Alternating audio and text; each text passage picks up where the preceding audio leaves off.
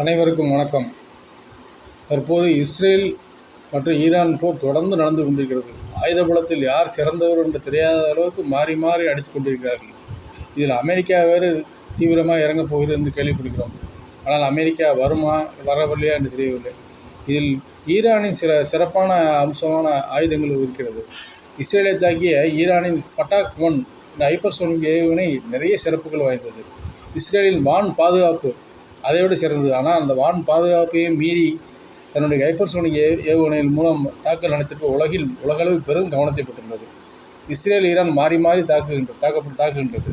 அணு ஆயுத விவகாரம் தொடர்பாக ஈரானை குறிவைத்து இஸ்ரேல் கடந்த சில நாட்களாக தாக்குதல் நடத்தி வருகிறது. அதாவது அணு ஆயுத தயாரிப்பதில் ஈரான் தீவிரமாக உள்ளது என்றும் அது தங்களுக்கு அச்சுறுத்தலாக இருப்பதாக ஈரான் மீது ஆபரேஷன் ரைசிங் லைன் என்ற பெயரில் கடந்த ஜூன் 13 இஸ்ரேல் தாக்குதல் நடத்தியது. இதற்கு பதிலடியாக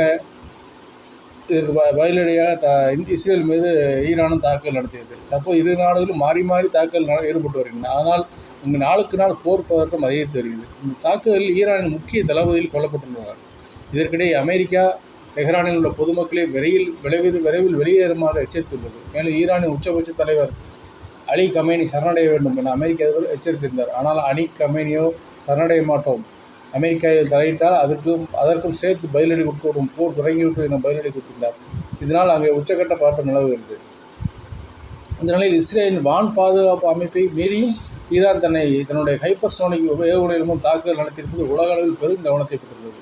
இஸ்ரேலின் வான் பாதுகாப்பு அமைப்பான அயன் டாம் இதனால் வரை ஈரான் ஏவிய ராக்கெட்டுகள் மற்றும் ஏவுகணைகள் வானிலையை இடைமறித்து சுட்டி வீழ்த்தியது. ஆனால் ஈரான் ஹைப்பர்சோனிக் மற்றும் பாலிஸ்டிக் ஏவுகணைகள் மூலம் தாக்கிய போது இஸ்ரேலின் அயன் டாம் வான் பாதுகாப்பு அமைப்பால் கூட அதை தடுக்க முடியாமல் அவை இலக்கை வெற்றிகரமாக அடைந்தன.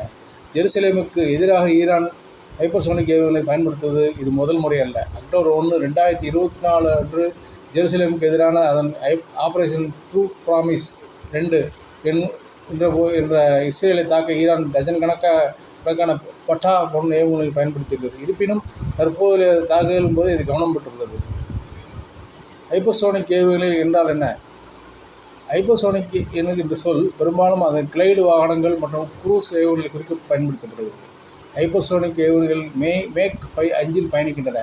ஹைப்பர்சோனிக் ஒரு மணி நேரத்தில் 6100 கிலோமீட்டர் 3800 மைல்கள் தூரத்தை கடக்கக்கூடியதாகும். அதாவது ஒளியின் வேகத்தை விட 5 மடங்கு கடக்கக்கூடியதாகும்.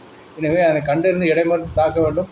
ஃபட்டாக் 1 என்ற ஈரானின் முதல் ஹைப்பர்சோனிக் ஏவுகணை முதலில் 2023ஆம் ஆண்டு வெளியிடப்பட்டது. இது ஈரானின் உச்ச தலைவர் அயத்துல்லா அலி கமேனியால் பெயரிடப்பட்டது. ஃபட்டாக் 1 ஹைப்பர்சோனிக் ஏவுகணை சிறப்புகள் என்ன? இஸ்ரேலின் இரும்பு டோம்